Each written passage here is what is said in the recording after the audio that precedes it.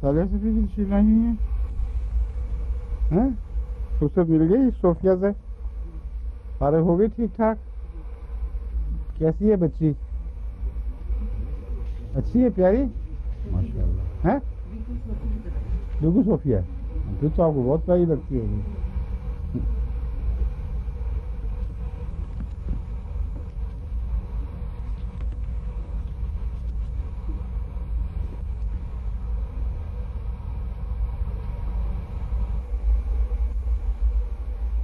اعوذ باللہ من الشیطان الرجیم بسم اللہ الرحمن الرحیم الزانی لا ينكح الا زانیۃ او مشرکہ والزانیۃ لا ينكحها الا زان او مشرک وحرم ذلك علی المؤمنین۔ ان آیات کی رکوع کے آخر تک تلاوت ہو چکی ہے تو میں تبرکن میں نے دوبارہ یہ شروع کی ہے۔ اب اس کا ترجمہ زانی زانیہ کے سوا کسی سے نکاح نہ کرے یا مشرکہ سے، ایک یہ ترجمہ ہے۔ دوسرا ہے زانی کے لیے مناسب یہی ہے کہ وہ اپنی جیسیوں ہی سے، یعنی جو زانی ہے وہ زانیہ ہی کو پسند کرے یا پھر مشرکین کو، کیونکہ وہ ایسے لوگ مسلمانوں میں نکاح کرتے ہوئے سچتے نہیں ہیں۔ ایک ترجمہ اس کا یہ ممکن ہے کہ عام طور پر یہی ہوتا ہے کہ زانی لوگ زانیہ سے ہی نکاح کرتے ہیں اور زانیہ زانی سے نکاح کرتی ہے۔ اس کی اور بھی بہت سی توجیحات پیش کی گئی ہیں، مگر میرے نزدیک یہ آیت والزانیۃ لا ينكح الا زان او مشرک وحرم ذلك علی المؤمنین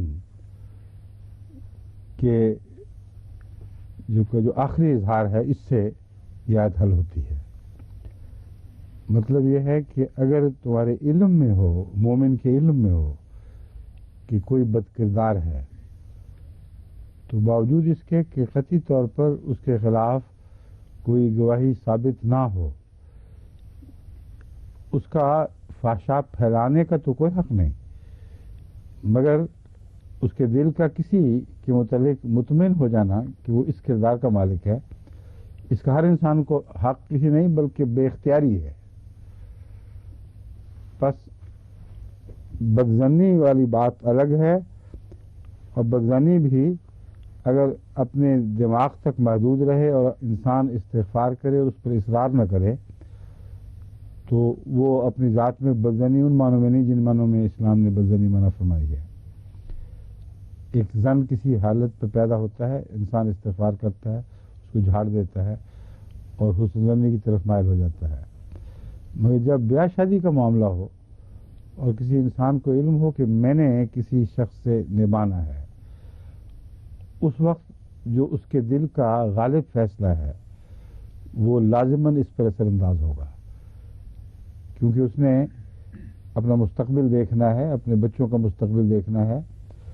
تو اس لیے ایک معنی تو اس کے میں یہ سمجھتا ہوں کہ مومنوں کو ہدایت دی گئی ہے کہ پاکیزہ عورتیں چنو، پاک باز عورتیں چنو، اور پاک مسلمان عورتوں کو ہدایت دی گئی ہے کہ پاک باز مرد چنو، اس کو اہمیت دو، اور اتنی اہمیت دو کہ گویا خدا نے تم پر ناپاک حرام کر دیے ہیں۔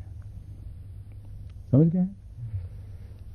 دوسرا پہلو اس کا یہ ہے کہ اگر کوڑوں کی سزا اسلام کی طرف سے ایسی سخت ہوتی کہ جانیں نکال دیتی یا سنگساری کی سزا مقرر ہوتی جیسا کہ بعض لوگ کہتے ہیں، تو اس آیت کا کہ یہاں کوئی موقع نہیں بنتا۔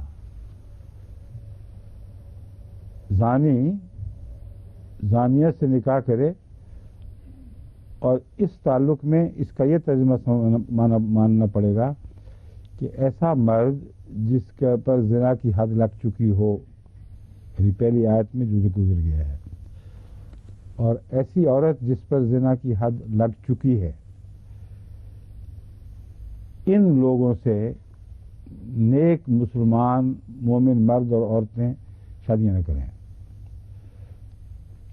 اور ایک ترجمہ اس کا یہ کیا گیا ہے کہ جو کسی سے ملوث ہو اور اس پر حد لگ چکی ہو تو ان دونوں کی آپس میں شادیاں کراؤ۔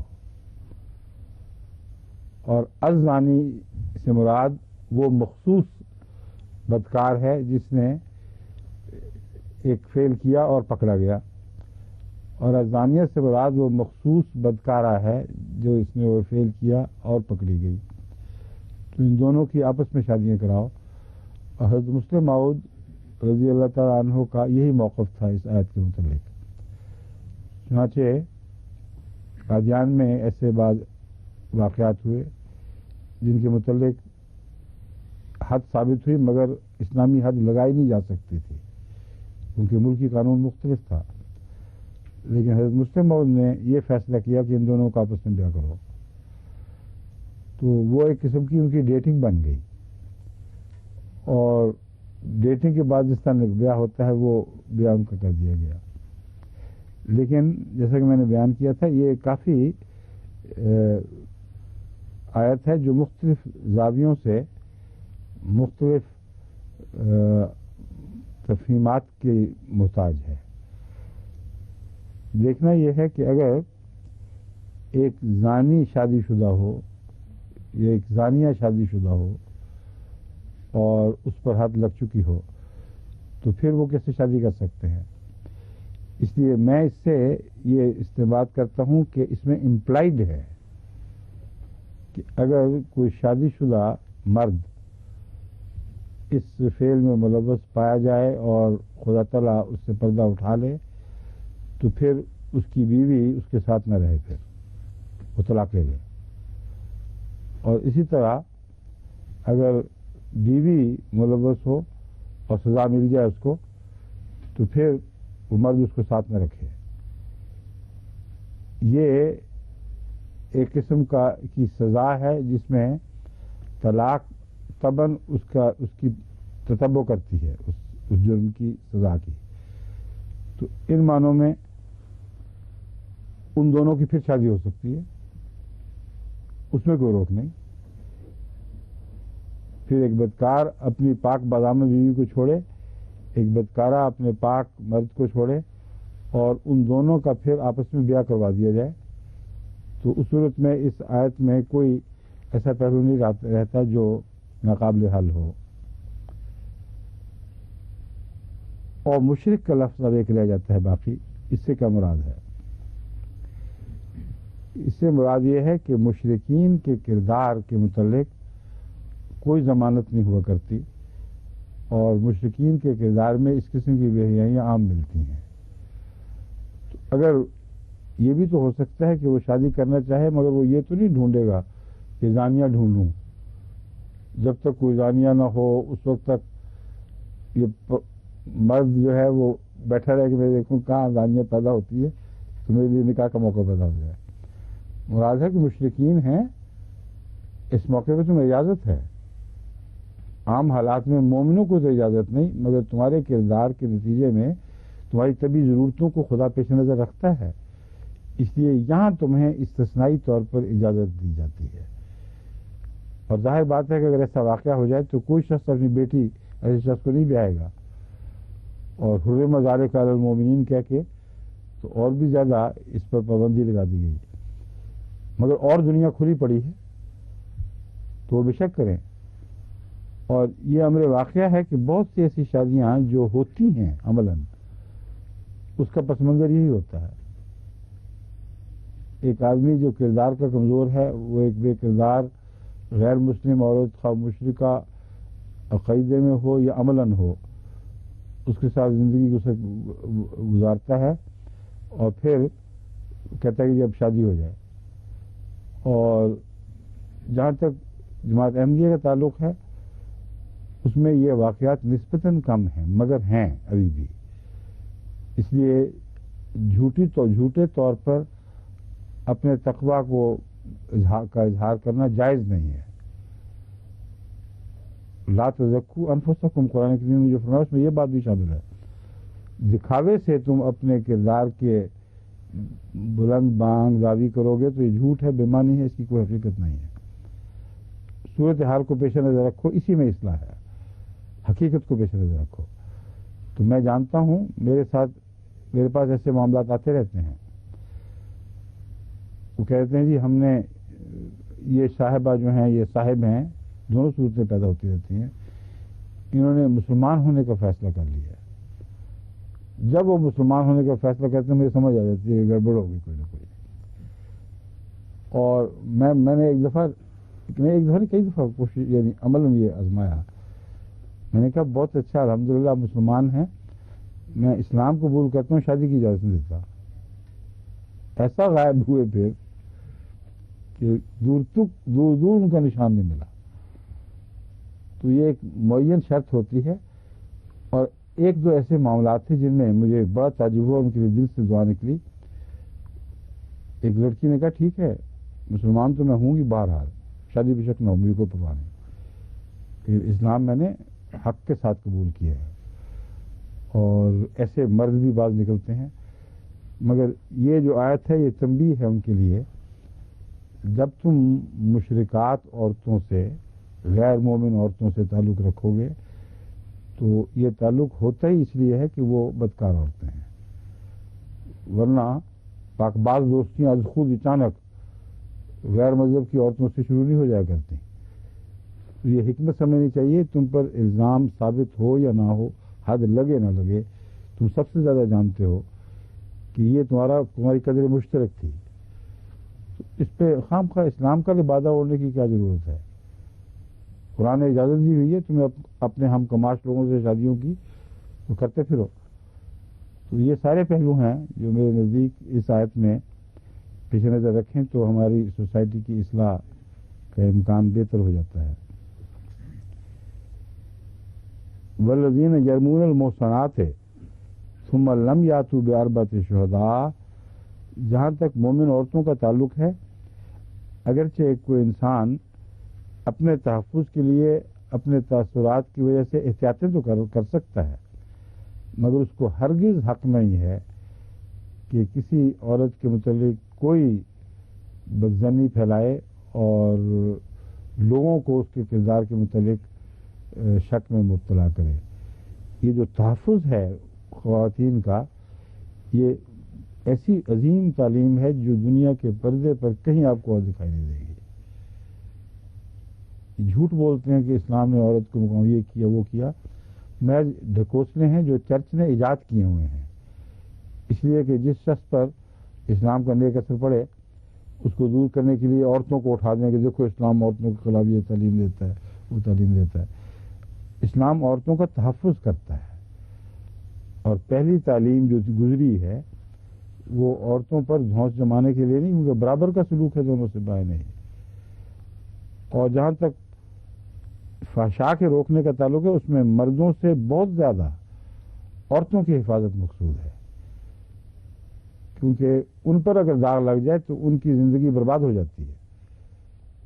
مردوں پر اگر بات ہو بھی جائے تو اکثر دیکھا گیا ہے کہ جانتے بوجھتے بھی لوگ ایسوں کو بیٹیاں بیاہ دیتے ہیں کہ یہ ٹھیک ہو جائے گا. لیکن عورت بیچاری پر اگر ایک الزام لگ جائے تو پھر اس کی ساری زندگی برباد ہو جاتی ہے. اس لیے خدا تعالیٰ نے کیسا عظیم تحفظ عطا فرمایا ہے. یہ کہہ کہ والذین یرمون المحصنات ثم لم یاتوا باربعۃ شہداء فجلدوہم 80 جلدۃ. جو کوئی شخص مسلمان عورتوں پر الزام لگائے، محسنین کا معنی شادی شدہ نہیں ہے، وہ بھی ہو سکتا ہے. محسنین سے مراد ہے وہ اللہ کی پناہ میں ہیں. محسنات کا معنی یہاں ہے اللہ کی پناہ میں آنے والی، جن کو اللہ نے تحفظ عطا فرمایا ہے. تمہاری مجال نہیں ہے کہ اس تحفظ کا پردہ چاک کر کے پھر ان پر حملہ آور ہو. اگر کرو گے تو 80 کوڑے تمہیں ضرور لگیں گے، صرف 20 کم اصل فعل سے۔ یہ کیا وجہ ہے؟ کیا اس میں کمی ہے؟ اگرچہ آیت آخر پر ایسے لوگوں کو فاسق قرار دے رہی ہے مگر سزا کم دی ہے۔ اس کی وجہ یہ ہے کہ زنا کے نتیجے میں واقعتاً سوسائٹی میں جو قانونی تحفظات ہیں وہ دربرم ہو جاتے ہیں۔ ایک کا بچہ کسی اور کے گھر پل رہا ہے، ایک کی بیٹی کسی اور کے گھر پل رہی ہے، اور فاسق فاجر سوسائٹیوں میں تو یہ بہت ہی زیادہ الجھی ہوئی صورت پیدا ہو جاتی ہے، جیسا کہ ہمارے اپنے ممالک میں بھی ایسی بھیانک صورتیں سامنے آتی ہیں جن کی تفصیل میں جانے کی ضرورت نہیں ہے۔ تو وہ ایک اس سے زیادہ جرم اس حد تک زیادہ ہے کہ اس کا ایک ایسا نقصان پہنچ سکتا ہے جو آگے کئی پیچیدگیاں پیدا کر دیتا ہے، ورنہ اپنی ذات میں یہ جرم اتنا بھیانک ہے کہ کوڑوں کی پبلک سزا بہرحال ایسے شخص پر نافذ کی جائے گی۔ دوسری بات، وَلَا تَقْبَلُوا لَهُمْ شَهَادَةً أَبَدًا، کہ پھر آئندہ کبھی بھی ان کی شہادت قبول نہیں کرنی، تمام زندگی توبہ کریں یا نہ کریں ان کی شہادت قبول نہیں ہوگی۔ وَأُولَٰئِكَ هُمُ الْفَاسِقُونَ، اور یہی وہ لوگ ہیں جو فسق کرنے والے ہیں۔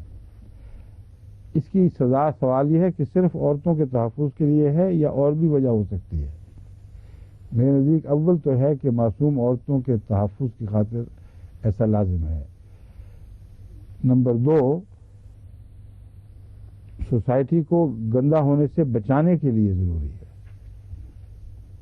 کیونکہ جس سوسائٹی میں یہ تبصرے چل پڑتے ہوں کہ جی فلاں عورت ایسی ہے اور فلاں ایسی ہے، وہ ذکر ہی بے حیائی کے خیالات کو ابھارتے ہیں، اور کئی لوگ جو اپنے سابقہ عادات سے توبہ کرتے ہیں اور بعض دفعہ میرے کہے بغیر مجھے تفصیل سے حالات لکھتے ہیں، میں ان کو سمجھایا کرتا ہوں کہ آپ اس قسم کی باتیں نہ کریں، اللہ تعالیٰ نے منع فرمایا ہے، لیکن یہ علم میں آ جاتی ہیں باتیں۔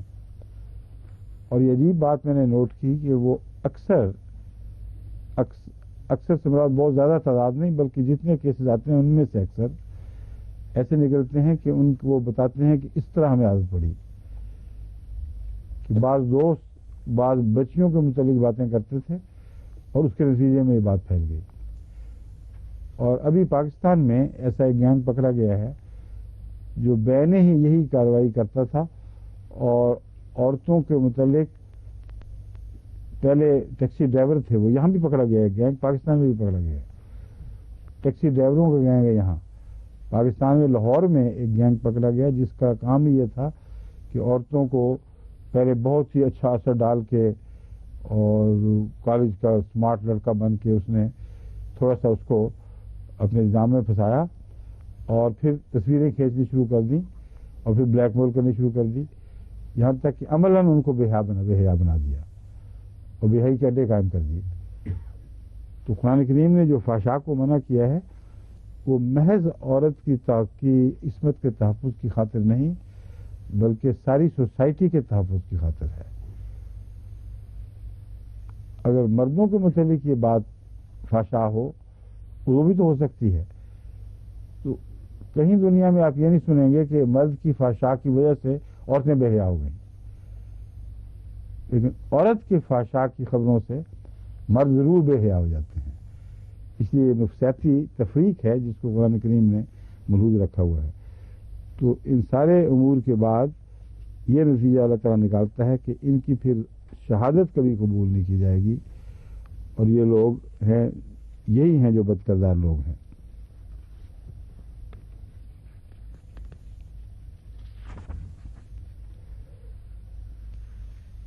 مگر ایک استثناء ایسا ہے جو پچھلی ساری بات کو پھر بظاہر مبہم بنا دیتا ہے۔ کبھی بھی ان کی شہادت قبول نہیں جائے گی الا الذین تابوا من بعد ذلک واصلحوا، فإن اللہ غفور الرحیم. تو یہ کون لوگ ہیں من بعد ذالکا؟ یہ وہ لوگ ہیں جو جن کے اوپر حد نافذ ہو جاتی ہے، ایک سزا ان کو مل جاتی ہے، ایک معنی اس کا یہ ہے، اور پھر وہ توبہ کرتے ہیں. حضرت صلی اللہ علیہ وآلہ وسلم کی طرف سے واضح طور پر ایسی صورتوں میں یہ فتویٰ دیا گیا کہ جب سزا مل گئی اس کے بعد کسی کو تعاون تشنیع کا حق نہیں ہے، وہ استغفار کرے اور ایک نماز صحیح پڑھ لے تو اسی وقت وہ ان پرانے داغوں سے گویا وہ دھل جاتا ہے اور نئی زندگی پا لیتا ہے. تو ابدا کا مضمون ان لوگوں پر صادق آتا ہے جو سوسائٹی میں آوارہ مشہور ہیں، معلوم ہیں لوگوں کو، ان کی عادتیں ہوتی ہیں، اور ضروری نہیں کہ وہ پکڑے جائیں اور ان پر حد لگ جائے. ایسے فاسق لوگ ہر سوسائٹی میں ملتے ہیں، اس کو گندہ کرتے رہتے ہیں. اگر پکڑے جائیں اور ان پر حد لگ جائے اور اصلاح ہو جائے تو پھر ابدا والا قانون نافذ نہیں ہوگا. اگر سزا کے باوجود ان کی حرکتوں میں کوئی تبدیلی نہ ہو تو پھر وہ ابدا والا قانون نافذ ہوگا. اگر سزا نافذ نہ بھی ہو اور اپنے کردار سے اپنے آپ کو اس خماش کے لوگ ثابت کر دیں تو پھر گواہی نہ لینا اور یہ ساری چیزیں اسی طرح نافذ ہو جائیں گی. بس تضاد کوئی نہیں ہے. ایک قانون ہے، اس کے مختلف امکانی پہلوؤں کو دیکھ کر اس کے نفاذ کے نتیجے میں یا عدم نفاذ کے نتیجے میں جس صورتحال سے معاشرہ نبردآزما ہو، اس کے ہر پہلو کے متعلق قرآن کریم کوئی نہ کوئی روشنی ڈالتا ہے. اب ایک صورت رہ گئی گواہ نہ ہونے کی. اب گواہ کیسے بنتے ہیں؟ جیسا کہ میں نے بیان کیا تھا، یہ گواہ سوسائٹی میں ایسی صورتوں کے بننے ایک بہت دور کا امکان ہے، اور اس صورت میں مہیا ہوتے ہیں گواہ جب ایک دو شخص بے حیائی کے ساتھ بے باک ہو چکے ہوں اور ایسے عادی مجرم بن چکے ہوں کہ پھر رفتہ رفتہ ان کی احتیاطی تدابیر بے اثر ہو چکی ہو جائیں یا ان کو اتنی پرواہ بھی نہ رہے. اور اسی طرح اللہ تعالیٰ ایسے لوگوں کو دھکیل کر اس صورتحال تک پہنچا دیتا ہے. عادت کے نتیجے میں ایک جرم کا خوف کم ہونا شروع ہو جاتا ہے. عادت بڑھتی ہے تو اور کم ہو جاتا ہے، اور شروع کی جو احتیاطی تدابیر غیر معمولی ہیں ان میں کمی ہوتے ہوتے پھر بے احتیاطی اتنی ہو جاتی ہے کہ ساری سوسائٹی کو پتہ لگ جاتا ہے کہ ہو کیا رہا ہے. پھر بعض لوگ جو شوق رکھتے ہیں تجسس کا اور پیچھا کرنے کا، پھر وہ باقاعدہ پلان کرتے ہیں اور پلان کر کے پھر ایسے لوگوں کو پکڑتے ہیں. ان کے اپنے شوق ہیں پلان کرنے کے. جو خدا کے صاف ستھرے سچے مومن بندے ہیں وہ یہ باتیں پلان بھی نہیں کیا کرتے، وہ ان باتوں کو نظر انداز کر کے خدا پر چھوڑ دیتے ہیں. مگر ایسے موجود ہیں لازمی سوسائٹی میں، ان کا چسکا یہی ہوتا ہے کہ کسی کو پکڑے، ذرا شک پڑے تو پیچھے چل پڑے. تو اگر ایسے لوگوں کے ہاتھ آ جائے کوئی تو پھر یہ سزا نافذ ہو جائے گی. مگر اگر خامند اپنی بیوی کے متعلق ایسے آثار دیکھے تو وہ چار گواہ تو اکٹھے نہیں کرے گا، یہ بھی اس کی بے حیائی اور بے غیرتی ہوگی. اور بیوی اگر اپنے خامند کے متعلق ایسا آثار دیکھے تو بھی گواہ اکٹھے نہیں کرے گی. بس ان حالات میں کیا حکم ہے؟ یہ صورت حال ہے جو اب اس آیت میں سامنے آ رہی ہے. والذین یرمون ازواجہم ولم یکن لہم شہداء الا انفسہم فشہادۃ احدہم اربع شہادات باللہ.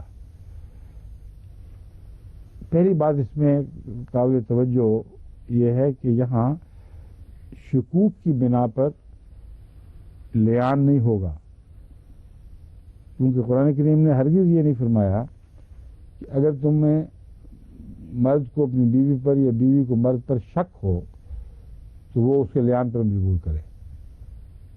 ہرگز کسی شخص کو یہ حق نہیں ہے کہ کہ وہ کہے کہ جہاں میرا اندازہ ہے اس لیے اعلان کراؤ. فرمایا ہے وَلَمْ يَكُنْ لَهُمْ شُهَدَاءُ إِلَّا أَنفُسُهُمْ، وہ خود دیکھ چکے ہوں اس واقعہ کو،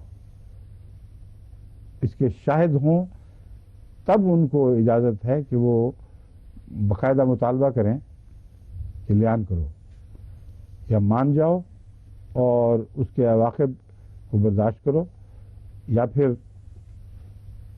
خدا تعالیٰ کی قسم کھا کر 4 دفعہ لعنت ڈالو جھوٹی پر اور اپنی بریت ثابت کرو.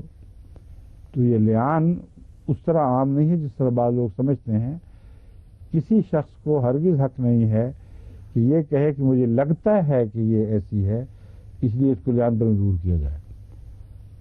وہ حلف اٹھائے گا کہ میں نے دیکھا ہے، اور 4 دفعہ حلف اٹھائے گا. 4 دفعہ حلف 4 گواہیوں کا قائم مقام بن گیا،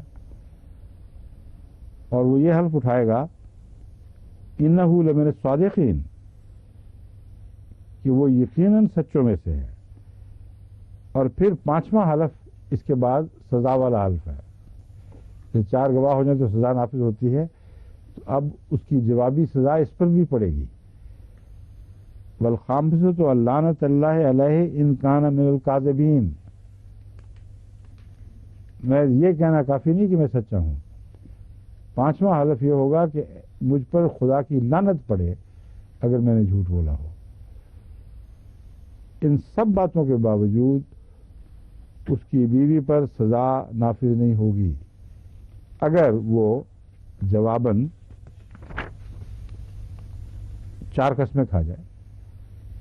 وَيَدْرَوْ عَنْهَا الْعَذَابَ، اور یہ بات عذاب ٹال دے گی اس عورت سے، ان تشہد 4 شہادات، کہ وہ بھی 4 قسمیں کھائے اللہ کی، باللہ انہ لمن الکاذبین، کہ یہ شخص یقیناً جھوٹا ہے. والخامسۃ ان غضب اللہ علیہا ان کان من الصادقین، اور 5ویں قسم یہ کھائے کہ خدا کا غضب مجھ پر نازل ہو اگر یہ سچوں میں سے ہو. یہ جو قسم ہے یہ عذاب کو ٹال دے گی. اب دیکھیں مکمل انصاف ہے، اور گواہی کے متعلق بھی 4 کے مقابلے پر 8 قسمیں نہیں فرمائی گئیں، 4 ہی ہیں، اور 5ویں دونوں پر بھی برابر ہے. تو اس کے بعد پھر سزا نافذ نہیں ہوگی، لیکن جہاں تک میرا علم ہے ان کی علیحدگی ہو جائے گی. مجھے فقہا کیا کہتے ہیں اس بارے میں؟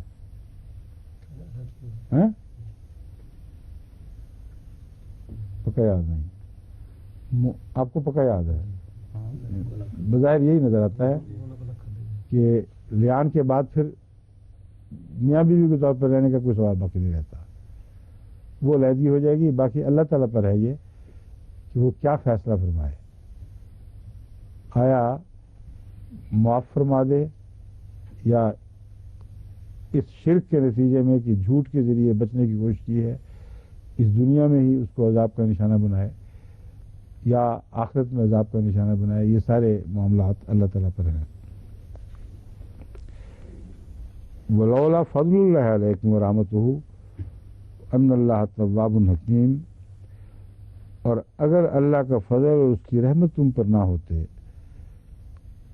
اور یہ بات نہ ہوتی کہ اللہ بہت توبہ قبول فرمانے والا اور بہت زیادہ بندوں پر جھکنے والا ہے، جو توبہ کی طرف کے ساتھ اس کی طرف جھکتے ہیں، اور بہت حکمتوں والا ہے. اگر یہ بات نہ ہوتی تو تمہاری سوسائٹی کے حلیے بگڑ جاتے. اللہ تعالیٰ نے یہ سارے اقدامات حکمت کی بنا پر کیے ہیں، اور کئی پردے اپنے فضل اور رحمت کے نتیجے میں تم پر ڈال دیے ہیں. اس لیے اس بات کو پیش نظر رکھو کہ اگر خدا کے فضل اور رحمت کا پردہ اٹھ جائے اور وہ توبہ قبول کرنے والا اور حکیم نہ ہو، تو پھر دنیا اور آخرت میں تمہارے لیے کوئی پناہ گاہ باقی نہیں رہے گی. ان الذین جاؤوا بالافک عصبۃ منکم لا تحسبوه شرا لکم. ابھی وقت ہے نا؟ ایک رکوع کا غالباً نہیں زیادہ، آدھا گھنٹہ بھی تو کافی ہے.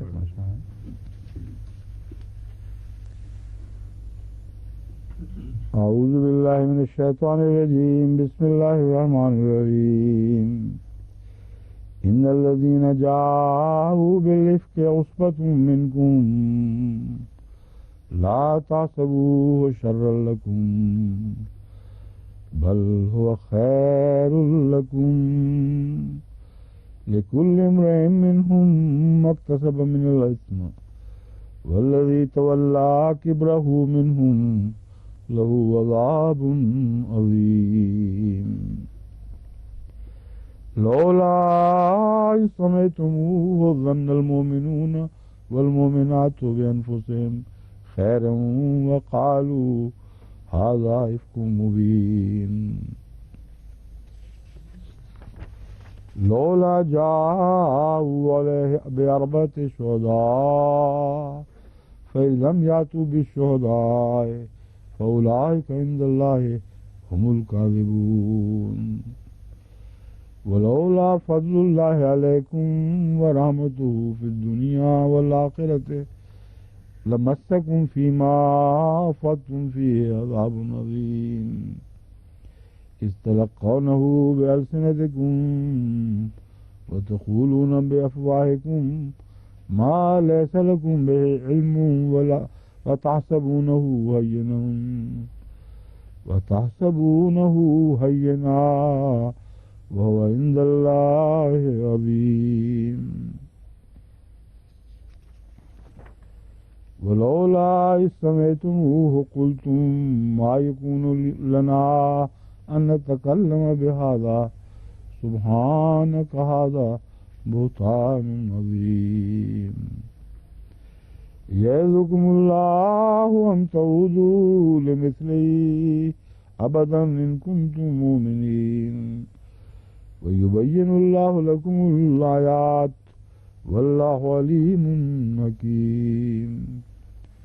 إن الذين يحبون أن تشيع الفاحشة في الذين آمنوا لهم عذاب أليم في الدنيا والآخرة والله يعلم وأنتم لا تعلمون.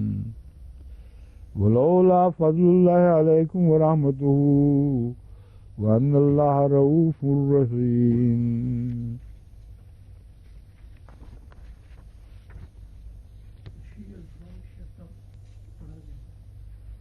فاحشہ پڑا گیا پھر اب بولے نہیں تو ہمیشہ بولتے ہیں دل میں.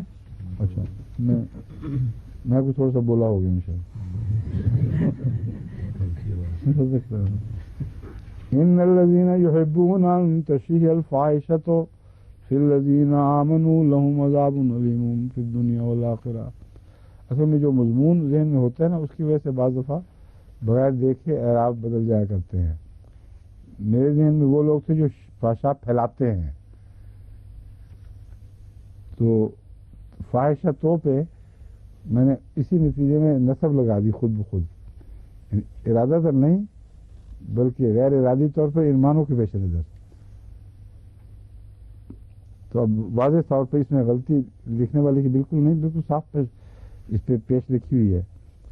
ان الذين يحبون ان تشيع الفاحشة في الذين آمنوا لهم عذاب أليم في الدنيا والآخرة والله يعلم وأنتم لا تعلمون. ولولا فضل الله عليكم ورحمته وأن الله رؤوف رحيم. يا أيها الذين آمنوا لا تتبعوا خطوات الشيطان ومن يتبع خطوات الشيطان فإنه يأمر بالفحشاء والمنكر ولولا فضل الله عليكم ورحمته ما زكى منكم من أحد أبدا ولكن الله يزكي من يشاء واللہ سمیع علیم. یتبع ہے نا, ہم سوری یتبع پڑھ دیا. اچھا میں دیکھتا ہوں دوبارہ پھر ابھی یہ کیا واقعہ ہو گیا.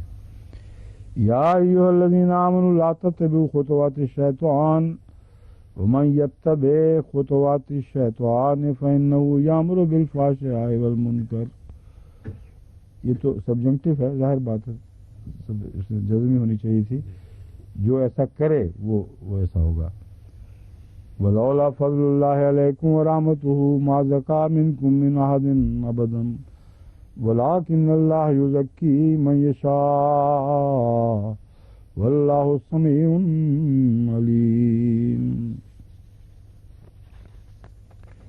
ولا یأتل اولو الفضل منکم والسعة ان یؤتوا اولي القربى والمساکین والمہاجرین فی سبیل اللہ وَلْيَعْفُوا وَلْيَصْفَحُوا أَلَا تُحِبُّونَ أَن يَغْفِرَ اللَّهُ لَكُمْ وَاللَّهُ غَفُورٌ رَّحِيمٌ.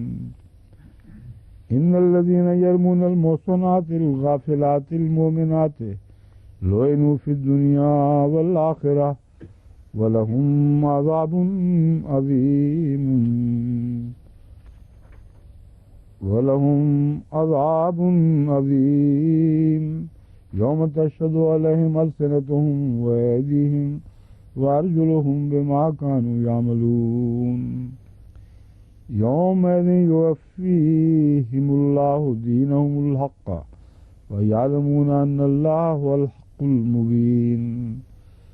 الْخَبِيثَاتُ لِلْخَبِيثِينَ وَالْخَبِيثُونَ لِلْخَبِيثَاتِ والطيبات للطيبين والطيبون للطيبات أولئك مبرؤون مما يقولون لهم مغفرة ورزق كريم. کس آیت سے شروع کرنا ہے؟ ان الذین جاؤ.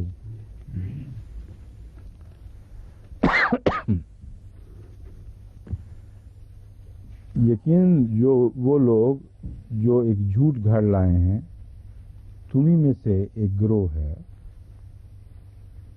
لا تحسبوہ شرا لکم, اس بات کو اپنے لیے شر کا ذریعہ نہ سمجھو, یعنی ایسی چیز نہ سمجھو جس کے نتیجے میں تمہاری سوسائٹی کو خدا تعالیٰ کو نقصان پہنچنے دے گا. بل ہوا خیر لکم, بلکہ یہ بہتر ہے, یعنی یہ مطلب نہیں ہے کہ جھوٹے الزام لگانا بہتر ہے. مراد یہ ہے آسان تکرہ شیئا وہو خیر لکم, کہ ہو سکتا ہے تم ایک چیز کو برا سمجھ رہے ہو, برا دیکھ رہے ہو, مگر نتیجتاً وہ تمہارے لیے بہتر ہو جائے. تو وہی مضمون ہے کہ تم اسے نتیجتاً اپنے لیے نقصان دینا سمجھنا, کیونکہ الزام بہت بھیانک ہے اور رسول اللہ صلی اللہ علیہ وسلم کی زوجہ مطہرہ پر ہے, اس لیے دل دہل گئے ہوں گے اس بات سے. اللہ تعالیٰ اسی میں سے تمہارے لیے خیر نکالے گا. اور لکل امرئ منہم مکتسب, جہاں تک جھوٹ بولنے والوں کا تعلق ہے, ان میں سے ہر ایک نے اپنے اپنے حصے کا گناہ کمایا ہے.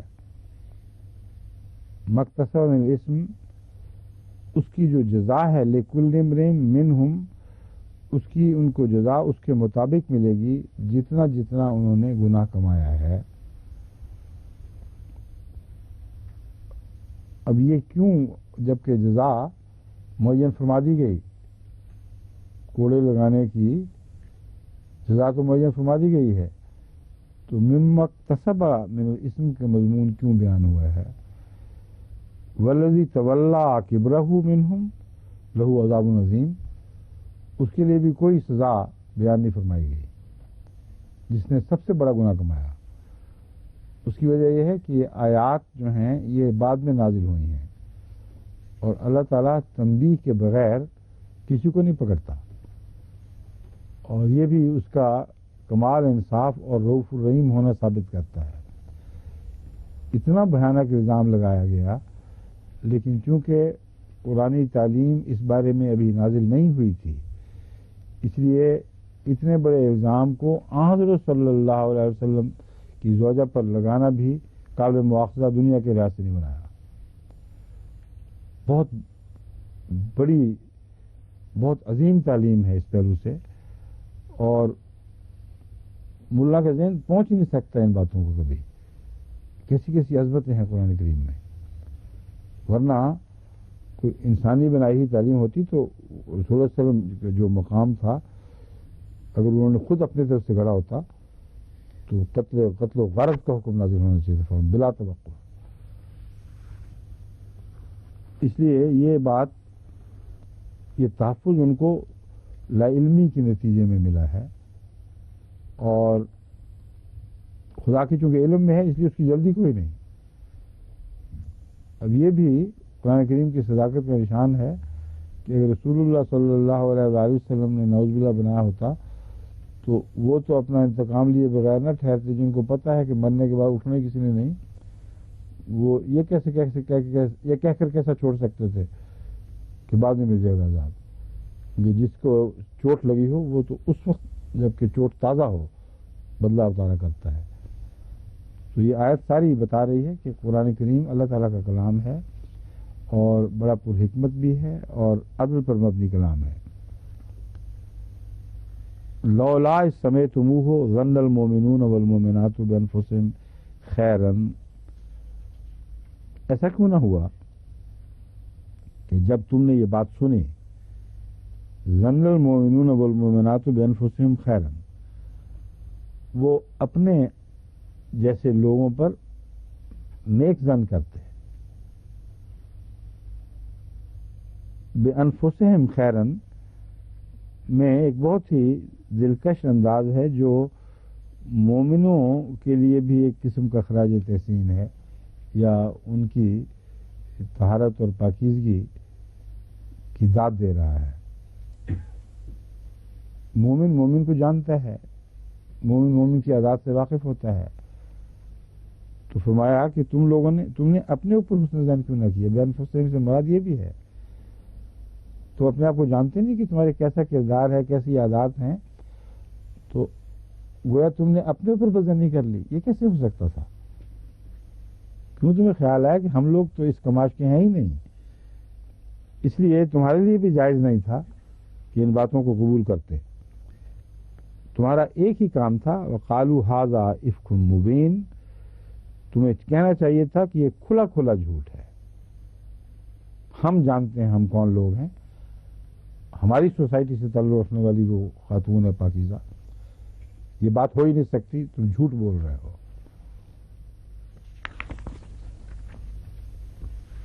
لولا جاؤ علیہ باربعۃ شہداء فاذ لم یاتوا بالشہداء فاولئک عند اللہ هم الکاذبون. اب یہاں صورتحال ایسی تھی کہ اس پر 4 گواہ لائے جا نہیں سکتے تھے. اللہ تعالیٰ فرماتا ہے ایسی صورت میں 4 گواہ کیوں نہ لائے. بات یہ ہے کہ یہ بے محل اور بے معنی بات نہیں ہے. ایسی خوار بچی جیسے کہ حضرت عائشہ صدیقہ رضی اللہ تعالیٰ عنہ تھیں، ان کا نعوذ باللہ من ذالک بفرض محال اگر کردار بگڑتا تو اس لمحے بگڑ ہی نہیں سکتا تھا، پہلے سے بگڑا ہوتا. اور یہ ناممکن ہے، جس طرح نبی اپنے سابقہ تقدس کی قسم کھا کے کہتا ہے کہ میں تم میں تھا اور تم جانتے ہو کہ میرا کیسا کردار ہے، اچانک میں نے کیسے پلٹا کھا لیا. تو یہ حد سے زیادہ ظالمانہ حرکت تھی. حضرت عائشہ صدیقہ کا کردار معروف تھا، معلوم تھا، بھولی بھالی معصوم بچی آنن فانن کیسے بد کردار ہو گئی. تو یہ جواب ہے. اور اگر وہ پہلے تھی تو تمہیں تیار ہونا چاہیے تھا. ایسی بدزنی کرنے والی سوسائٹی کو پہلے سے چھپ کے 4 گواہ الگ رکھ لینے چاہیے تھے. اب جب یہ نہیں ہے تو ہم جانتے ہیں کہاں گئی ہے اور کیا ہو رہا ہے، ہم اس کو پکڑ لیں گے. تو یہ مراد نہیں ہے کہ جنگل سے اچانک 4 گواہ بنا لیتے تم. یہ اس کا استنباط ہے کہ ناممکن تھا اس بچی کے لیے ایسی حرکت کرنا، سوائے اس کے کہ پہلا کردار اس قسم کے شبہات پیدا کرتا، اور اگر کرتا تو تم جیسے بدبخت لوگ جو عصبہ ہیں وہ پہلے سے تیار ہوتے حملہ کرنے کے لیے، اور وہ چند نہیں تھے، 4 سے زیادہ تھے، تو وہ اکٹھے ہوتے، ان کا فرض تھا پھر کہ وہ گواہ مقرر کرتے، لیکن گواہوں کا بالکل نہ ہونا ان معنوں میں حضرت عائشہ صدیقہ رضی اللہ تعالیٰ عنہا کی عصمت کی گواہی دیتا ہے، اور الزام کو بالکل بے جا اور بے معنی دکھاتا ہے۔ فَإِذْ لَمْ يَأْتُوا بِالشُّهَدَاءِ، بس چونکہ وہ گواہ لائے نہیں، اس کی کوشش ہی نہیں کی گئی، اس کا خیال بھی نہیں گزرا، اس لیے اللہ کے نزدیک یہ لوگ جھوٹے ہیں۔ وَلَوْلَا فَضْلُ، اب اللہ کے نزدیک جھوٹے ہیں اس لیے فرمایا گیا ہے کہ انسان کوئی گواہ ہے نہیں، اور اللہ اگر گواہی نہ دیتا تو رسول اللہ صلی اللہ علیہ وسلم بھی نہ مانتے۔ آپ نے ایسا ہی سلوک کیا ہے، تو عند اللہ هم الکاذبون کا یہ معنی ہے کہ اللہ کی گواہی ہے یہ۔ اگر یہ واقعہ نعوذ باللہ من ذالک اس قسم کا ہوا ہوتا اور قرآن یہ کہتا اللہ کی گواہی ہے، تو حضرت عائشہ تو مومن رہ ہی نہیں سکتی تھی، نہ وہ شخص جس کو پارٹنر بنایا گیا الزام میں، اس کے ایمان کا کیا رہ جاتا؟ وہ جانتے کہ ایسا ہوا ہے اور اللہ گواہی دے رہا ہے کہ نہیں۔ اور حضرت عائشہ صدیقہ رضی اللہ تعالیٰ عنہ کی باقی تمام زندگی اس بات پر گواہ ہے کہ حضرت صلی اللہ علیہ وآلہ وسلم پر آپ کا ایمان بڑھتا رہا ہے، کم نہیں ہوا۔ بس اس واقعہ کی گواہی خدا کی یہ معنی رکھتی ہے کہ اس گواہی سے ثابت ہو جائے گا کہ یہ جو دو ہیں ان کی گواہی سچی، یہ جانتے ہیں کہ ایسا نہیں ہوا، اور ان کا کردار تمہیں بتا دے گا کہ خدا کی گواہی سچی تھی۔ وَلَوْلَا فَضْلُ اللَّهِ عَلَيْكُمْ وَرَحْمَتُهُ فِي الدُّنْيَا وَالْآخِرَةِ، اگر تم پر اللہ کا فضل اور رحمت اس دنیا میں بھی اور آخرت میں بھی نہ ہوتی، فی ما افضتم، جو تم بات کر بیٹھے ہو، جس چیز میں تم پڑ گئے، اس کے نتیجے میں تمہیں ضرور بہت بڑا عذاب پہنچتا۔ اس تلقونہ بألسنتکم وتقولون بأفواہکم ما لیس لکم بہ علم۔ اب یہ معلوم ہوتا ہے یہ بات بہت ہی ظالمانہ صورت میں پھیلائی گئی ہے، اور جو لوگ اس بات کو آگے پہنچاتے رہے ہیں وہ محض اللہ کی رحمت کی وجہ سے عذاب سے بچے ہیں، ورنہ عذاب ان پر حق ہو چکا تھا۔ اور چونکہ مومنوں کی سوسائٹی کی تربیت ہو رہی ہے، اور اس کے نتیجے میں خدا تعالیٰ نے اپنی پکڑ کو نرم کر دیا ہے، اور یہ وہ خیر کا پہلو ہے جو اس سے نکلا ہے، ورنہ ان کی یہ عادتیں پکی ہو جانی تھیں۔ معلوم ہوتا ہے وہ سنتے تھے اور آگے بات پہنچا دیا کرتے تھے، اور یہ ہر سوسائٹی کے اپنے اپنے رواج ہیں، اور کچھ انسانی فطرت سے بھی اس کا تعلق ہے۔ کوئی انسان ایسی بات سنے تو اچھی لگ جاتی ہے، اس کی کھجلی شروع ہو جاتی ہے زبان میں، جب تک آگے نہ پہنچا دے، اور اس طرح زبان در زبان اور کان در کان ایک بات پھیلتی چلی جاتی ہے۔ تو یہ بیماری وہاں اس وقت محمد رسول اللہ صلی اللہ علیہ وسلم پر ایمان لانے والوں میں بھی موجود تھی، اس کی اصلاح مقدر تھی، اس لیے اللہ تعالیٰ نے اس موقع کے متعلق فرمایا اس کو اپنا شر نہ سمجھنا، اسی میں سے خدا خیر نکال دے گا، اور تمہاری سوسائٹی کی دائمی اصلاح اس کے نتیجے میں ہوگی۔ چنانچہ جو نقشہ کھینچا گیا وہ بہت عجیب ہے، لگتا ہے کہ عورتیں ساری عورتوں سے معذرت کے ساتھ، کیونکہ عورتوں میں زیادہ عادت ہے مردوں کی نسبت بات سن کر آگے پہنچانا، مگر 100% یہ بات اس لیے اب نہیں کہی جا سکتی کہ ایسی سوسائٹیاں جہاں عورتوں کی عادت مرد بھی قبول کر چکے ہوں، وہاں تو بیڑا ہی غرق ہو جاتا ہے سارا۔ مرد واپس لوٹتے ہیں گھروں میں راتوں کو، اپنی عورتوں کے ساتھ باتیں دوسرے محلے والیوں کے متعلق، ساتھ کے گھروں کے متعلق، یہ بعض قوموں کا رواج بن گیا ہے۔ اب چونکہ میں فضا دری نہیں کرنا چاہتا اس لیے میں کچھ نہیں کہتا، شاید کبھی منہ سے اس کا نام نکل بھی گیا ہو ان لوگوں کا، لیکن میرے علم میں ہیں یہ لوگ، مسلسل عادت ہے مردوں کی کہ گھروں سے لوٹے اور رات کھانے پہ بیٹھے اور اپنی بیویوں اور خاندان کے ساتھ ہمسائے کی باتیں اور فلاں کی باتیں اور فلاں کی باتیں پورے چسکے لیتے ہیں مرد. اس لیے عورتوں کو جو میں نے ذکر کیا تھا اس لیے کیا تھا کہ بالعموم عورتوں میں یاد زیادہ ہے, ان کو زیادہ توجہ کرنی چاہیے. مگر جس سوسائٹی کا قرآن ذکر فرما رہا ہے وہاں عورتوں کی تخصیص نہیں فرما رہا, یہ قابل ذکر بات ہے. وہ سوسائٹی اس قسم کی بن چکی تھی جو میں بیان کر رہا ہوں. یہاں مرد بھی برابر شریک تھے اس بات میں, نیک ہونے کے باوجود عادتیں پرانی ایسی ہیں جو انہوں نے ان پہ قبضہ کر رکھا تھا.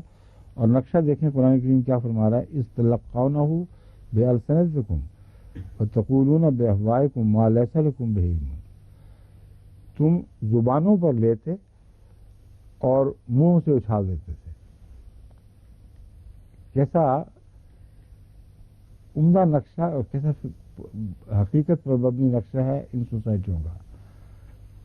زبان سے دماغ میں بات جانی چاہیے, دل پر اثر ڈالنا چاہیے بات کو, پھر انسان اس کے نتیجے میں فکر کرتا ہے, غور کرتا ہے, تحقیق کرتا ہے. مگر جن کی زبان پہ بات پڑی اور منہوں نے اچھال دی, اندر ہی نہیں گئی. اگر اندر جاتی تو تم ہوش سے بات کرتے, کیا تمہاری باتیں منہ کیا باتیں کر رہے ہیں. بڑی بہت سی لطیف مضمون ہے جو قرآن کریم نے کس فصاحت و بلاغت کے ساتھ بیان فرمایا ہے.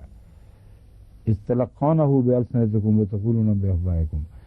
تم زبانوں پر لیتے اور منہ سے اس کو اچھالتے تھے وہ بات جس کا تمہیں علم کوئی نہیں تھا.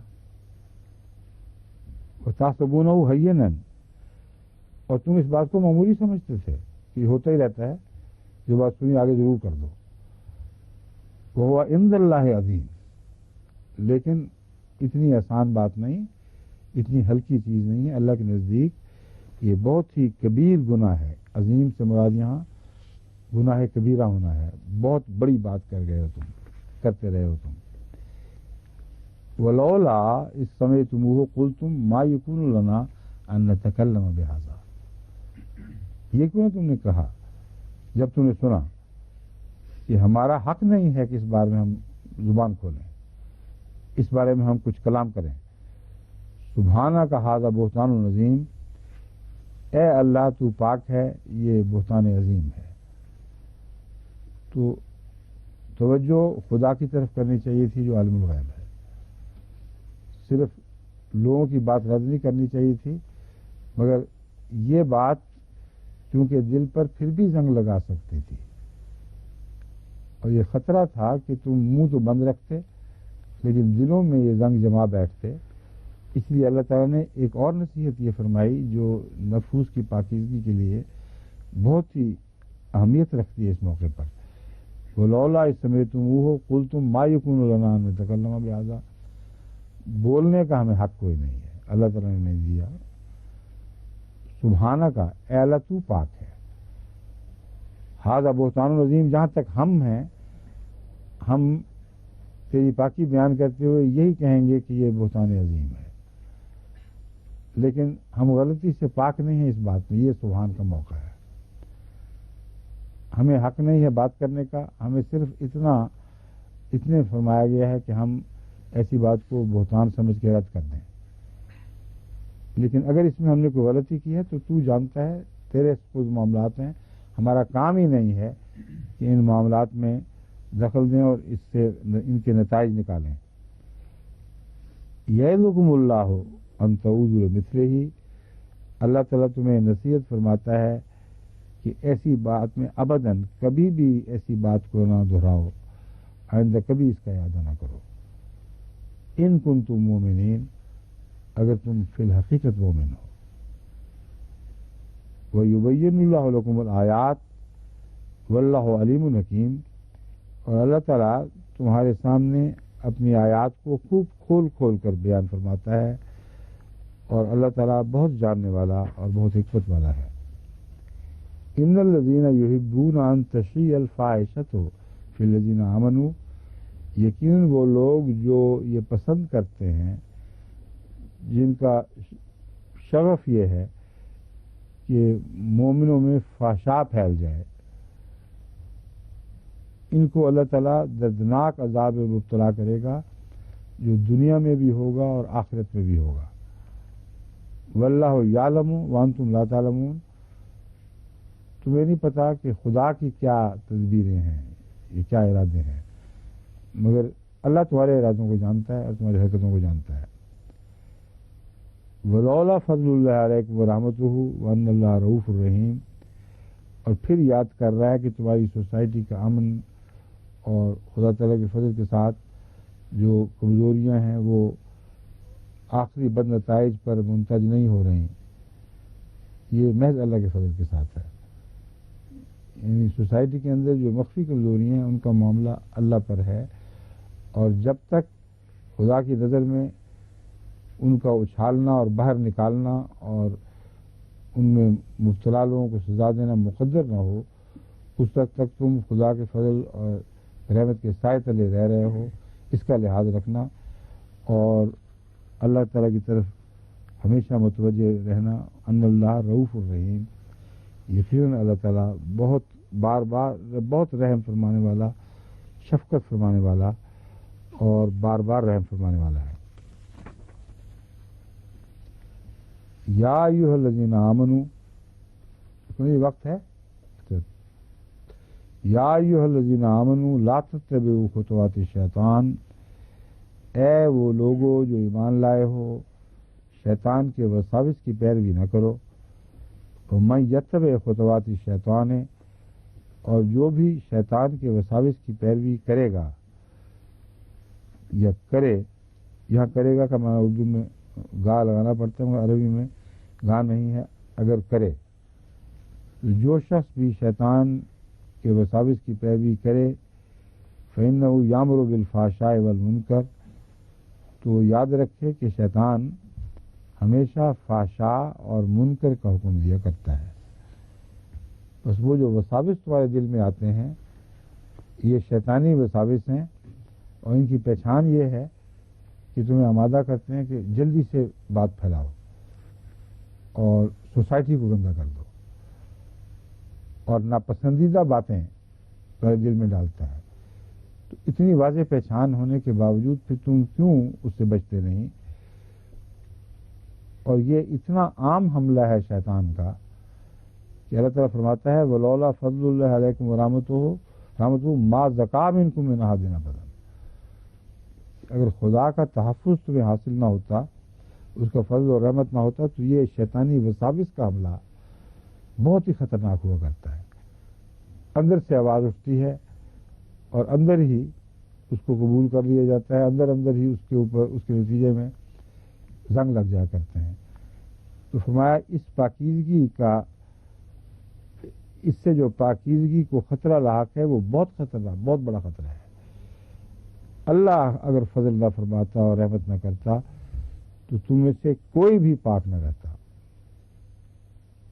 بولا کبھی کوئی پاک نہ رہتا. ولیکن اللہ یزکی من یشاء. لیکن اللہ ہے جو جس کو چاہتا ہے اس کو پاک ٹھہراتا اور پاک بناتا ہے. واللہ سمیع علیم. اور اللہ تعالیٰ بہت سننے والا اور بہت جاننے والا ہے.